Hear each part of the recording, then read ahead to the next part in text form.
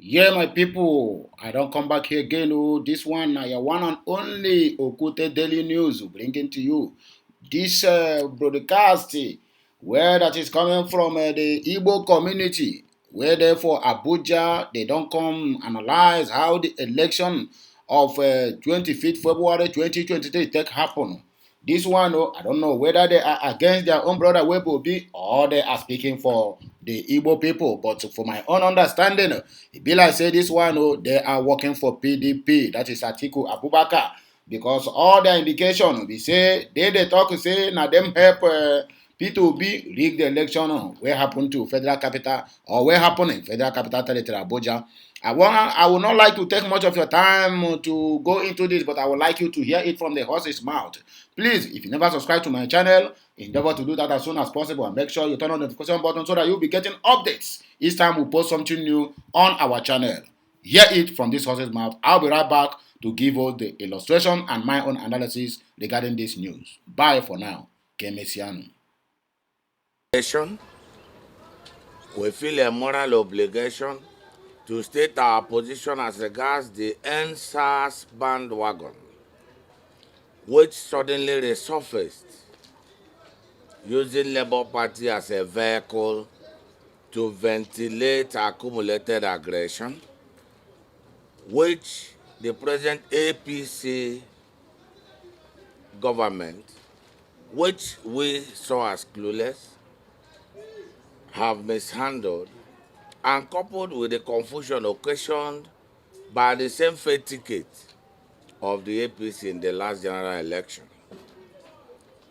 Our major concern is the political developments in the Federal Capital Territory, where we now call home, and hence our resolve to declare as follows: that since 1999, the FCT had Senator Gwada Bekairat, Senator Issa Maina, Senator Jubrin Wowo, who was there briefly for like 9 months, Senator Sidi Ale, before Senator Philip Tani Muaduda MFR, and of all these senators who have been elected to serve the people of FCT, none of them can stand shoulder to shoulder with Senator Philip Tani Muaduda MFR in terms of quality representation, attraction of dividends of democracy, stroke developmental projects, having compassion for constituents, and most of all, carrying all geopolitical zones of the country along, bearing in mind that FCT is a federating unit. While Senator Doda has worked assiduously to ensure that the original inhabitants of FCT are not wiped out from the annals of the history of the federal capital, he has also ensured that he kept the interests of all the residents of FCT as they come from other geopolitical zones side by side with that of the indigenes, making him a nationalistic representative of the people of FCT in the Nigerian Senate, contrary to what used to be obtained from the kind of sectional or selective representation given to FCT by those who were there before him. As a geopolitical zone, Southeast is the highest zone with investment in the FCT. We see ourselves as major stakeholders with the indigenes who through providence has provided us the land upon which we, the federal government and other Nigerians have put all that is seen today in the Federal Capital Territory.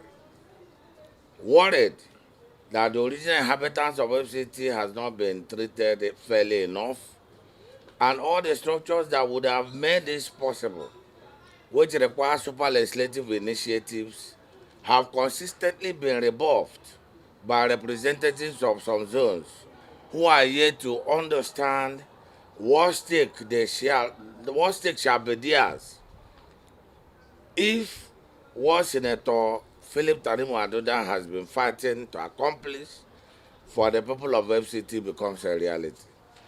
contrary to the misconstrued views of some mandate misroads who would think they can reap from where they did not sow or where they have not sown. Let it be known to all that the FCT Administrative Structure Establishment Bill, where distinguished Senator Philip Tanimu Adoda has vowed to get the National Assembly passed into law, could never have been a retirement plan for himself, but a constitutional matter which requires the nod of the National Assembly to be activated, and which would be the game changer as well as the key to the emancipation of the people of the Federal Capital Territory. We hereby state categorically that Senator Philip Tanimu Adoda has done very well in the Senate and has printed his name on the sands of time.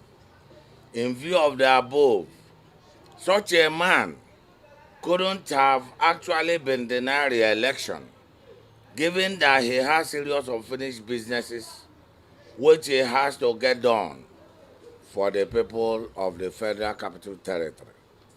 We therefore call at this juncture for a review of the senatorial election which took place on the 25th of February 2023, since we believe that a lot of things went wrong on that 25th election of 25th February 2023. We therefore earnestly ask Senator Philip Tanimu Adoda to explore all legal avenues and remedies that would answer the question, does a sane society change a result-oriented leadership or a result-oriented representation only to gamble with an unsure alternative? Maybe our suspicion that a lot of things went wrong on the 25th of February 2023 election would be justified by the right answers if given to the above question. The people of Southeast in FCT have immensely benefited from the representation of distinguished Senator Philip Adoda MFR. For sake of emphasis, the people of Southeast resident in the Federal Capital Territory have immensely benefited from the representation of distinguished Senator Philip Tanimu Adoda MFR, and we stand with him as we are sure he would hearken to our voices, he will listen to us, and pursue the recovery of his stolen mandate in order to continue his fantastic work in the Federal Capital Territory. Long live the Southeast. Long live Senator Philip Tanimu. On the day of election, we discovered that most of the people who were saddled with the responsibility of conducting that election were the same people who were on the streets. They were the same people who are students who were in Lekki, shot at Lekki. Some of them died. The ones who remained alive regrouped and now picked up Labour Party as a vehicle, came on for this election to cut their pound of flesh. We believe that a lot of this went wrong because those who presided over the election were interested parties. Most of the people who were POs were obedient. If you go and look through the results, you will find out, because we've reviewed results also, why it took us time to come out to review results. It took us time to review results, and it took us time to speak to the press, because we made sure we had to get our facts clear. Some of them lent their hands to that greyhound that emerged. And when the results started uploading, you can bear witness of what happened in Abuja when the INEC said they were overvoting in Abuja and the election was cancelled. And I as a party chairman, we followed the election, we participated and know how all the results came in. you see there were a lot of overvoting in different polling units and in different wards. Even in Buare Area Council, there were a lot of issues that the returning officer, the professor, said the Buare election was cancelled. But to our greatest surprise, we later hear again that the result was entered. All those things are not done. So we need a total review of the results. And I can see our position as the people of FCT, people of South-East in FCT, that our position is that he should follow the legal means to make sure he retrieve his mandate, and we're backing him wholeheartedly for that. And we know by grace of God, justice will be done and he will get his mandate back. Well, on the day of election, I served as a returning officer, a ward collection officer. I happened to stay very close to one of the POs that was talking to another one who called him on phone, asking him what he has to do because he was running riot with figures, was running out of ideas. These young men and women were simply, trying to get things done, to get those they felt were not supposed to go into government out. But unfortunately for them, in doing that, they messed up the entire thing. Because the electoral act says if you have one overvoting, polling unit is supposed to be cancelled. So when the guy wasn't balancing figures, he was calling another person. And I knew that it was not what we thought, that what we met, a tsunami, of course, but that tsunami, as it were, came from somewhere. That was why in our speech we said they used the Labour Party as a vehicle. We know that it is the cancellations were supposed to be done at that time they were done, according to the Electoral Act. So since they were done that time, the next place you cancel elections, if you don't cancel it at that time they were done, was supposed to be at the tribunal.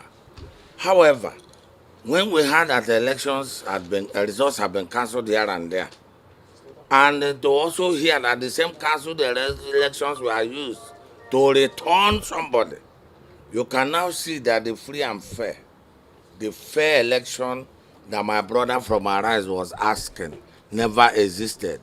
Because you cannot put nothing on something on top of nothing and expect it to stand. If results have been cancelled, and then you see come back to the council result and use it to declare somebody, that means you have put something on top of nothing, and there's no way it is expected to stand. So that was why we are saying that our principal should explore all legal remedies, to recover his mandate. If I think you are a Nigerian, you can look at the way the election results were uploaded, and you see the foul play and the crisis is generated everywhere in the country. And they will basically must point a hand at the where we have issue, and that is FCT. It may interest you to know that election of Gwarimpa was not collected in Gwarimpa, and election of Gariki Ward was not also collected in Gariki Ward. And you know what electoral law say about those things. Election of Use was not also collected in Use. It was collected outside the ward collection center where those elections supposed to be declared. So you are in picture, and if you check your history to also guide you and put you through in all these questions you are asking, and we owe you that obligation to also open your mind to understand what transpired on that election day. So all those places you are referring, INEC bastardized the whole thing, and it become very difficult for even the masses that stood in those collection centers to know what actually happened in those collection centers. Some of them went to backyard and some other places and do collection and come to the collection center and enter those things. And the electoral law is very clear in all those things. So by grace of God, all those things are going to be looked into, and we know what the law say about the act. and we followed it to the letter. By grace of God, we are going to do and get justice. My brother, if you are following FCT politics, you know we are in the tribunal, and nobody go to farm without hope.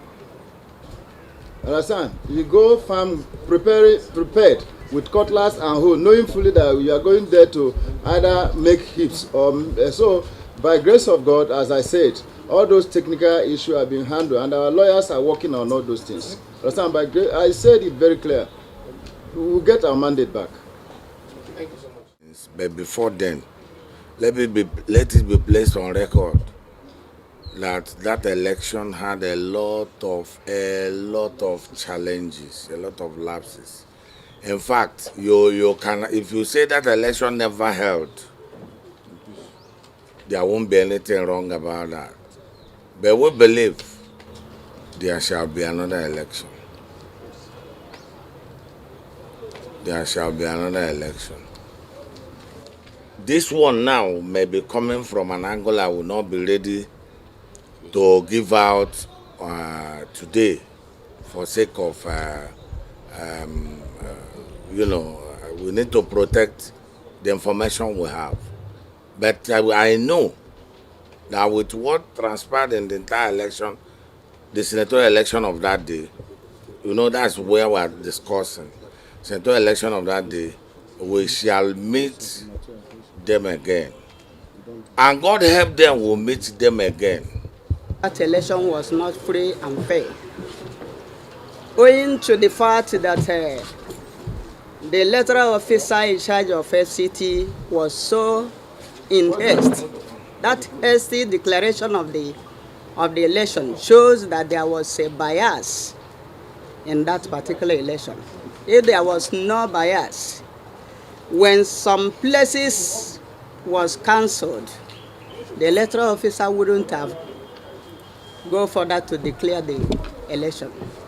So I want to chip in with my other leaders here that election was not free and fair. The electoral officer has something in agenda before declaring that result. It was hasty declaration when the ground was not okay.